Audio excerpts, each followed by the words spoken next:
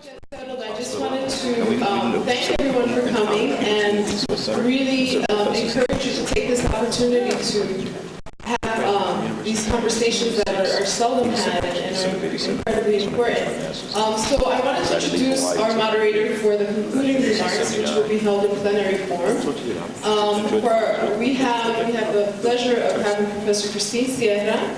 Dr. Sierra is a professor of political science here at UNM, and I'm proud to say she has been newly appointed as the director of the Southwest Hispanic Research Institute, or otherwise known as SHREE.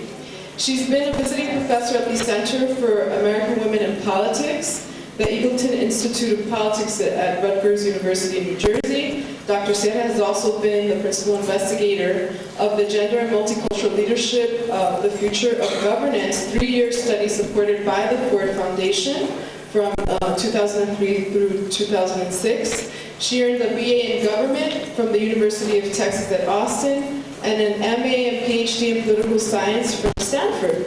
So for these concluding remarks, the idea is that everyone would have about 5 minutes to kind of answer a couple of questions that Dr. Sierra will pose to them, and then we will have our reception. Thank you. Oh, I don't know where Clara is, but unfortunately, we are going to have to just start, and then hopefully she'll join us. Thank you. Well, this has been really stimulating roundtable discussions, and let's now move in our final roundtable, our final plenary session. Let's think about what we've learned, and as Dr. Lopez said, the nuggets we want to highlight and what we take away from this, these collective discussions. I do have to ask, before I push us towards summary and conclusions, maybe prognostications for 2020, I do have to ask another kind of political question, which in some ways has already been asked of the panelists, but I'm very interested in pushing it a bit more. And that is that while we discussed, for example, the political pressures that have come from as resulting of racial resentment, for example, and Dr. Pruitt mentioned the sensitivity of using race and race categories, and thinking about how to resolve those conflicts in our society, I would note, it seems to me, and I'm wondering what the implications are for you guys in terms of the agencies you represent or your own work. There is also very much a current conflict, it seems to me, of the proper role of the federal government. And that indeed, as we're looking at the partisan divide in Washington, of the tensions between the executive branch and the legislative branch, and as we're looking at a Tea Party, which is, it seems to be driving the impetus that we do not trust the federal government. The federal government has no business finding out about our lives, and so on and so forth, that those still have, it seems to me that those are societal forces that have some implications perhaps in what we've been talking about today and the way in which we go about collecting this data. So I would just welcome your responses. Is this overblown, or indeed are these forces that should be taken seriously and hold implications for what we're talking about today? I just open it up to whoever would like to jump in.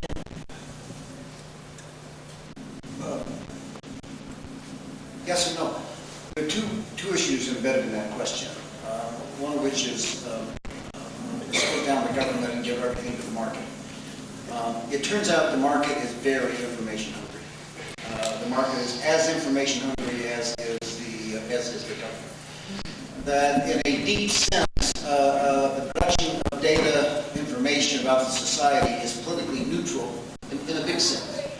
That is, when Reagan wanted to sort of shrink the government, he actually spent more on the social sciences in the decade and the 8 years he was there than he thought he was, because he actually needed the kind of information and analysis that social sciences could bring to the table about how to shrink the government.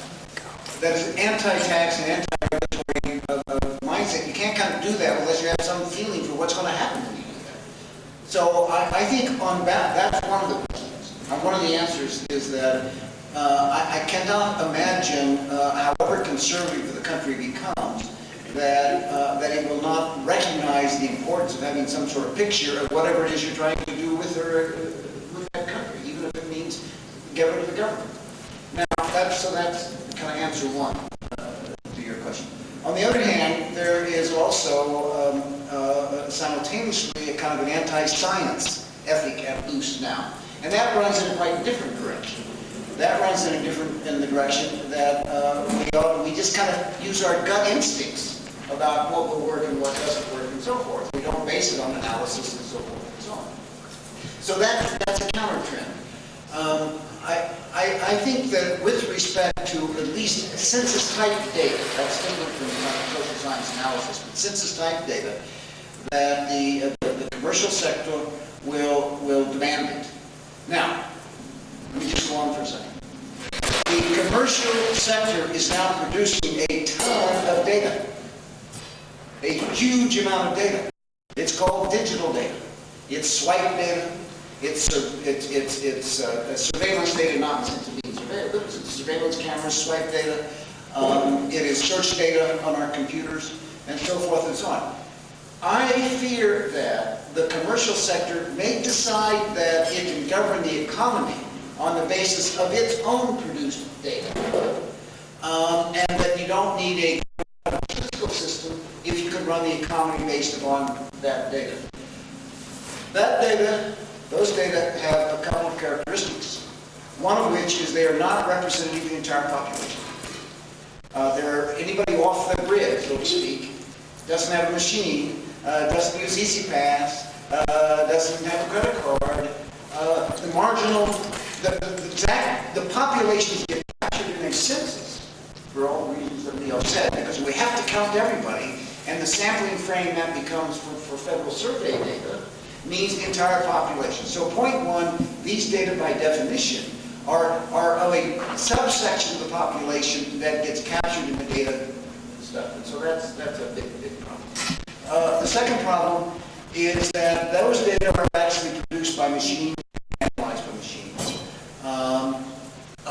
That is, and the presumption is the machines are attached to people, and they are, but not necessarily. There's a lot of false negatives and false positives in machine-generated data. We actually don't know who's sitting behind the computer. We actually don't know who's got the iPhone in their hand. We know it's registered to somebody, but it could have belonged to somebody else, and somebody could have somebody else's car, and so forth and so on. So enormous number of false positives, false negatives in those data, which the market doesn't care about, because the market is trying to sort of just simply market products and so forth and so on. But government, public policy has to know what population groups are or are not using this and so forth. So there's a huge problem. I'm sorry, I'm talking too much. Sorry. You had 4 minutes. I think everyone is about 5 minutes and we're going to end up. Well, let him at least. I will use all of my 5 minutes up on this. We'll see time again.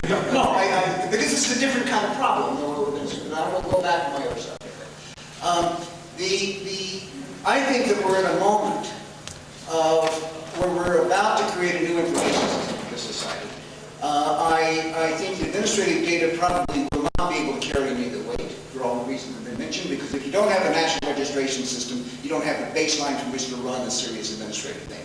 Germany doesn't do a census, Finland doesn't do a census, the Netherlands doesn't do a census, because they start with a national registration system, and then they run very big samples that allow them to kind of run all kinds of stuff. So I think that we're poised to sort of transit from a survey-based research system to a digitally based research system and information system.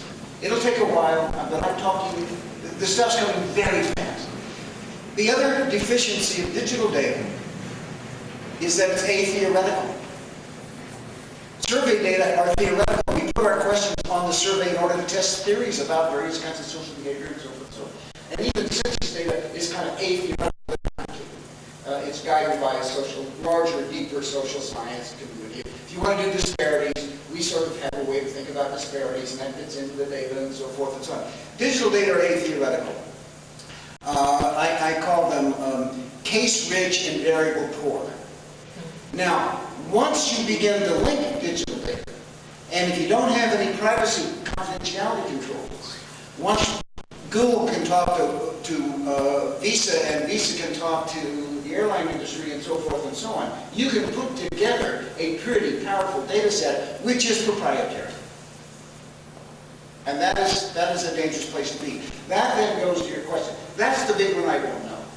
Can I imagine a regime, a political regime in this country, which would decide that we want to run the economy, we don't care about all these kinds of, especially race-based social policy and disparities and assimilation and so forth. That will all take care of itself. Ron Paul, if you put him in the White House, which obviously not going to happen, but that mindset could get you to that outcome.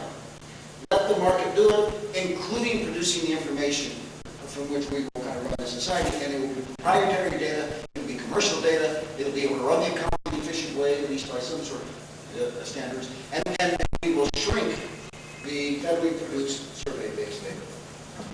Fascinating answer. I invite anybody else to jump in, or let's move to concluding statements and nuggets of thoughts based on this symposium. Sure. Just a second. Dr. So you have to remember that you're the Census Bureau Director, and OMB and other agencies are selected by the President. And so these are federally appointed positions. So it's possible to imagine a regime of managers who would try to change things, based on their selection. But it's a very hard trend to stop. And so I think you have the good part of this is part of what we talked about, is corporations still are looking for their marketing needs. But I think it's a hard trend to stop. Right, thank you. Yes. Just to place this a little bit more specific, because Ken painted a great big picture here, but the threats to the federal statistical system and to the agencies, I think, are very real. They're facing real pressures on their budget, some that we so far are proposing massive cuts to the Census Bureau and the Bureau of Justice Statistics. We have heard from some other statistical agencies that are providing, as Ken was talking about, the core data infrastructure for social science, for monitoring the economy, for monitoring health. So there is some real threats to this. And at the same time, agencies are facing huge increases in their data collection costs, which the director of the Census Bureau has said are just simply unsustainable. And a lot of what's driving that is the lack of cooperation, is decreasing cooperation with federal surveys. And so some of the underlying issues, whether I wouldn't necessarily say it's necessarily the Tea Party, but it's these feelings. Why is the government asking you these questions? What are you doing here? Stay out. I don't want to send back my form. I don't want to participate in your surveys. So it costs more and more resources to follow up with these people seeking high quality data, making sure we are representing everyone, and doing the best that the agencies can that way. So this is the convergence of these things could really affect the amount of information infrastructure. As Ken is pointing out, there's an alternative ready to step into that vacuum that doesn't have the properties that we all know and want to understand. Remember how the challenge to the Census Bureau was managed by going to Google. And we just heard of that, right? What was the data that allowed us to say where that house is really worried? But anybody else? Well, I guess I'm a little more optimistic, though I think Ken is right about 100%. But I guess, the way I look at this is the debates that we're engaged in right now, particularly this is the Tea Party phenomenon, are since debates that go, all the way back to Madison and Hamilton, and they are they're sort of core issues about how do we govern our society and who is to be empowered and who is to be disempowered. And we, at this moment, there are people who think that power should be moved to the federal government and back to the states or even lower levels of government. But you don't have to think very far back to remember too that that without the intervention of the federal government on behalf of the civil rights movement and a number of other things, that this country would not be what it is today without a strong central government. And certainly, yes, Google can collect an awful lot of information. And I remember the planning for the 2000 census, there was this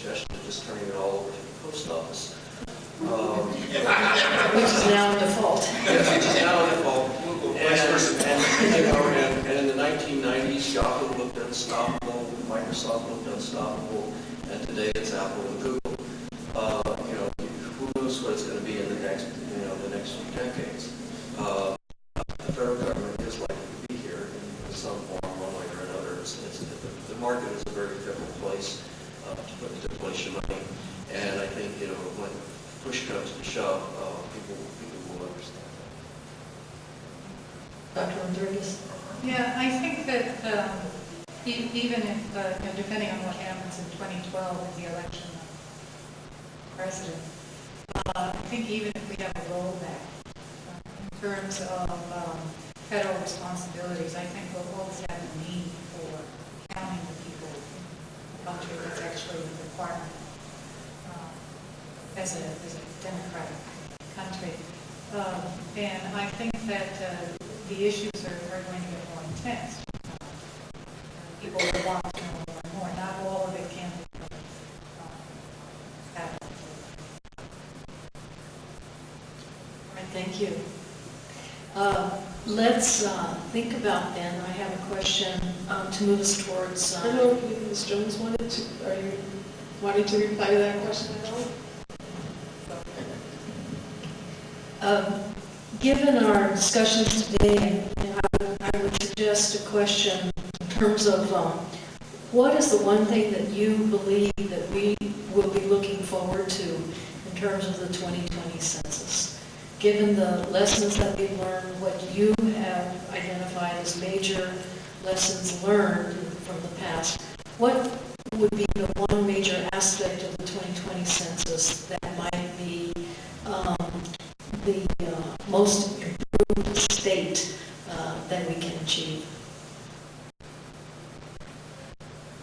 And just a clarification on your question, are you saying what do you think will happen, or what would be like to happen? Either way, open it up to discussion. Well, I sit on this National Academy panel that's actually looking at 2020, and one of the things that I worry about is that the 2020 census may not be as good a census as we've had.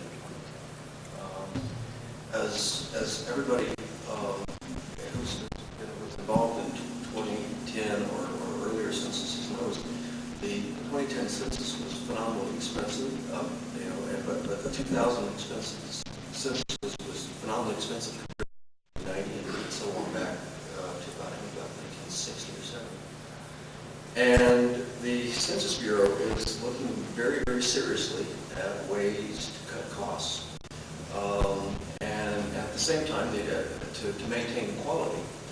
But there is also a conversation circulating that at some point Congress will need to step up and say, yes, we're going to pay the price for a census of equal quality in 2010, or we're going to have to make a deliberate decision and settle for a less census of lesser quality. Because we simply can't afford it anymore. For non-response follow-up, which you heard is the biggest chunk or a huge chunk of the census cost, they did 6 follow-up visits to make sure that everyone was counted. Well, that 6th visit, the unit cost of capturing that person that they found on that 6th visit, had to be in the tens of thousands of dollars. You want that person. Now, if you're the governor of, governor of Utah after the 2000 census, they lost a seat in Congress by what, 400 people. You might say that $10,000 finding that extra one person might be well spent. But those are decisions that have to be made. And so, the Bureau, I know, is looking at ways of reducing costs through, changes in non-response follow-up, changes in the way they do address canvassing before the census.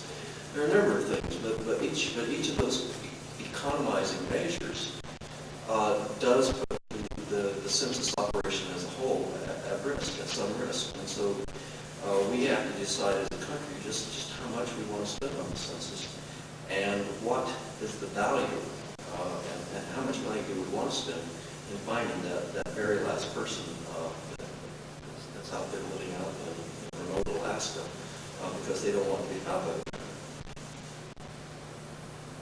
To answer your question, one of the things that I'm hopeful for about the 2020 census is that the way in which we continue to collect this information is actually going to be resonating as valid and truthful in the 2030 and the 2040 census. I think what Ken and I had a chance to talk about this morning is we're thinking back 30 years from now or so. Did we get it right? Does it still meaningfully answer the questions that we have? And the way we talked about earlier, this generation going towards 2040, how are we informing the way in which we're going to talk about these discussions that we're having today? So I'm really hopeful that we're doing a great job in 2010, in 2000, but there's still lots of challenges for us to answer, and I'm hopeful that we can find some answers that are just going to continue to move us forward. That's my optimism. Thank you. I think with the majority of toddlers now being majority minority, if that's an oxymoron, I'm not sure. I think that I would hope that, again, this is sort of a strange position, taking the positions I've taken in the past, that we deal with this issue that I think really affects the way in which people fill out the census, which is, why do the Hispanics have their own question? Everybody should have the opportunity to talk about their national origin. So I would hope that something like that would be possible in the 2020 census. After today's panels, I'm not so sure that it's going to be possible, but that's what I would hope. Thank you. I think I already mentioned that ideally I'd like to see us allow multiple choice for Hispanic categories. I already think there's a great deal to be learned from that, and I would, that's one of the reasons why I'm not quite ready to combine the items. I think the other thing that is important is we really have to more seriously look at electronic submission of forms. It's been tested and been looked at it, the confidentiality issues get in the way, privacy issues, but so many people now act electronically and they do things electronically. I see no reason why we can't begin to really move into the electronic age of census, form returns. And then finally, the last thing is, we have really lost something in our country. The census is you're supposed to respond by law, but we never really prosecute anybody. It's really a voluntary process. And the concept of civic duty, that's an important one in our country, has totally been lost. And we really have, the census does really wonderful outreach things to try to encourage people to participate, to try to focus on the impacts it can have on local communities. But something that's been missing, I think, in the whole process is the sense of the civic responsibility of this process. People do it because they know it's important, but there's not, even for the people that do it with some enthusiasm, are not really seeing, I think, what the importance and significance of this all is. So somewhere along the way, we lost that sense of civic duty that this represents, and I'd like to see us reach back and see what we can do to recapture some of that. Let me just interject. I just taught a class this past week on the census and the 2010 census and form and so on. And in our class discussion, several of the students felt really badly that they did not fill out the census forms.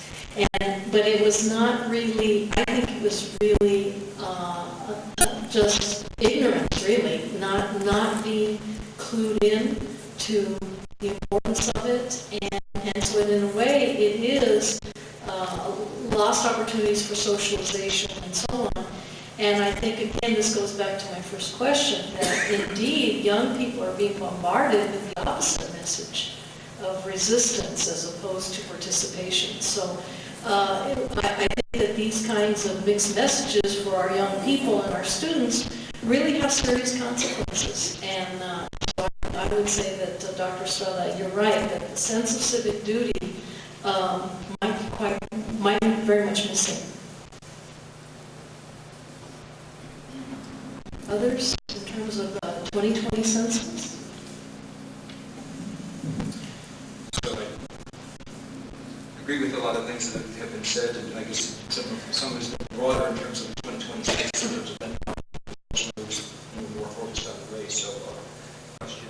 In terms of the race question, I'm hopeful and optimistic that we'll get to do some of the research that's for the research that's needed. It's going to be informed by the results that's from the AQE that Nicholas is going to have over the next be releasing over the next year. Because I think we're having a really good start here early in the decade to identify some promising strategies and to figure out what further work we can do to make some incremental, hopefully meaningful improvements in how we're doing that. And in terms of the larger efforts, it really is a fundamental question, as Matthew was saying. What is the value of the country to get this kind of information? We need to, whatever budget we set for this or whatever the Census Bureau is giving, we could spend, we could do 7 visits, we could do 10 visits, we could do all, or we could say, we cut off after this and we use administrative records, and what are the implications of that for quality and for the undercount and what the information. But this is the kind of national debate that's in some sense should be having. And electronic submission is something they absolutely have to do, and essentially the American communities. And it's looking really promising. Dr. Pruitt, you get another chance. Well, electronic, sure, it won't solve the funding problem because the same people don't mail it back in, everybody use the net. And that's it's substitute for mail back, but it doesn't. It's not I guess I would say about 20. I would be happy to have any change in this however small or big. I just want to see the movement, and therefore, if I would put the minimal strategy on the table, I would say I would like to get rid of the ancestry question and make it a national origin question and see what we can start learning from that question. Even nothing else changes. That we can do technically, we can do that quickly.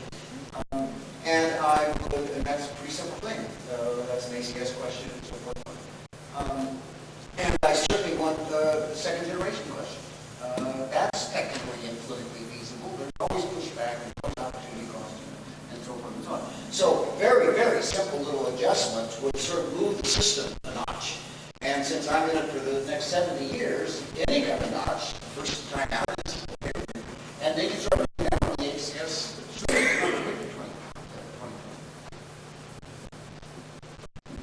And then let me invite you all to offer any concluding observations or remarks, including if you have a question for one of the other panelists. So let me just leave it open-ended and invite your concluding remarks.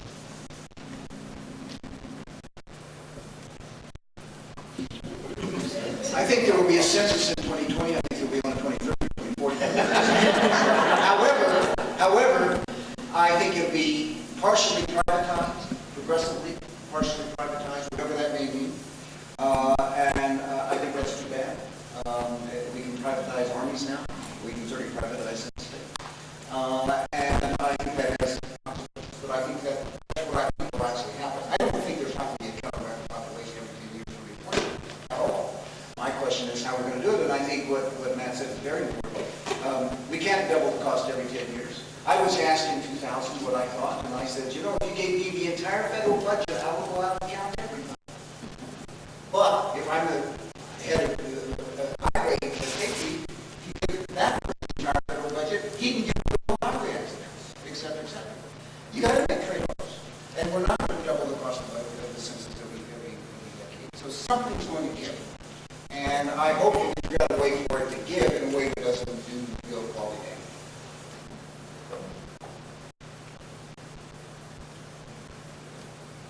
Well, I'll just close with a couple of observations based on my experience here all the way back to the 1980s. And having the luxury of spending my entire career within academia. I have to say, sometimes I become frustrated with my colleagues in academia because there's a certain sport that goes on about beating up on the Census Bureau and beating up on the statistical system. And, lots of people have sort of these sort of larger theoretical ideas that they ought to guide the way the Census Bureau and the OMB collect data about race and ethnicity. Sort of a couple of colleagues at Stanford published a piece a while back, talking about this is what race and ethnicity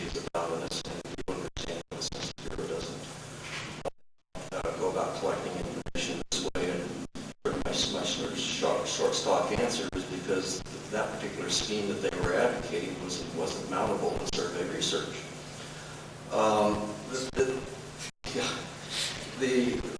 The work that the Bureau does is that they're actually responsible for producing results. They don't have the luxury of kind of sitting back and expounding on what something might or might not be. They actually have to go out and do it. And in the course of going out and doing it, mistakes are made, and oftentimes the mistakes are corrected. Sometimes they're avoidable, sometimes they're avoidable in the future.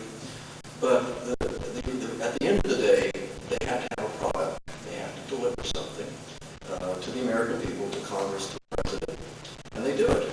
And so, and they do it sometimes under the most adverse circumstances. I remember Kent had to go and do a dog sled run in Alaska for the start of the census, the 2000 census. And so these are folks who are extraordinarily dedicated professionals. They work hard. They often aren't acknowledged. They often don't get much credit for the work they do, but they do the best that they can. And I believe what the Census Bureau delivers to us is the best that can be delivered, given what money we're willing to spend on it, given the sort of the circumstances and the context in which they have to work, and given the extraordinary complexity of the thing that they have to measure, which is the. So I just want to say that in spite of, and I'm often all these people sort of, can make snarky remarks about things that are done by the Bureau, but I do have to say, kind of at the end of the day, I have the utmost respect for the Census Bureau, for the people who work there, and for the work that they do. Thank you, Dr. Rodriguez. I also have the utmost respect for the census and the work that they do. However, I think that we, as a country, do extremely well when it comes to marketing. We can get people to buy things now, like, why do you need this? And why do you need 5 or 10 of them? And I think that we can use more of a marketing program plan to address the kind of issues that Leo talked about. I do think it's possible to do that. I also think that we are swimming in new technology, and I'm sure that there are lots of problems with online census filling out. But I think that we should make use of all of these, and I think all of that will improve and make it really less expensive to conduct the census in the future. So I'm going to end on that.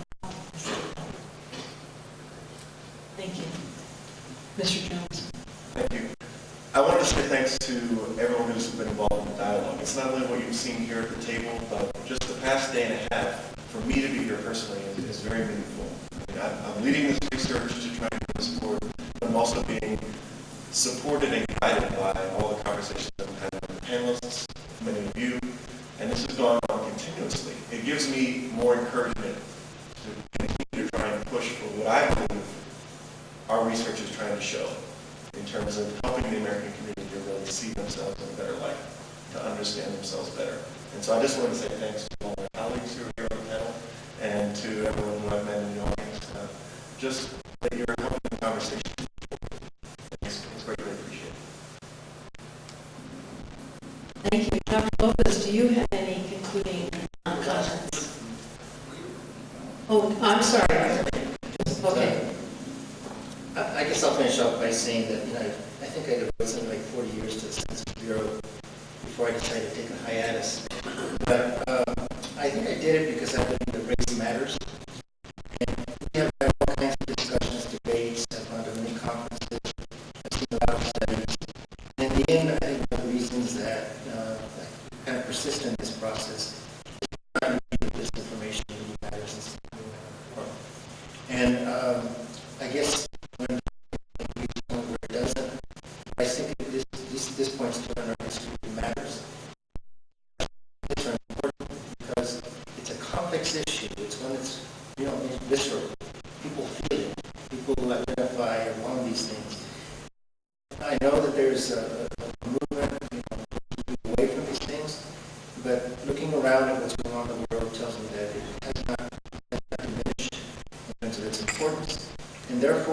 there's a political level of this, there's a technical, there's a community level of this. Therefore, the work that's done by the Bureau and, trying to figure out how scholars who work on can are really important to me because in the end, as long as we Anyone else? Right, thank you very much. Though your observations are summarized I think, very well. And discussion that we had this afternoon. And we want to thank the audience for your attentiveness, for your questions and participation. Let me remind you, we're now inviting you to join us in the reception. And I want to thank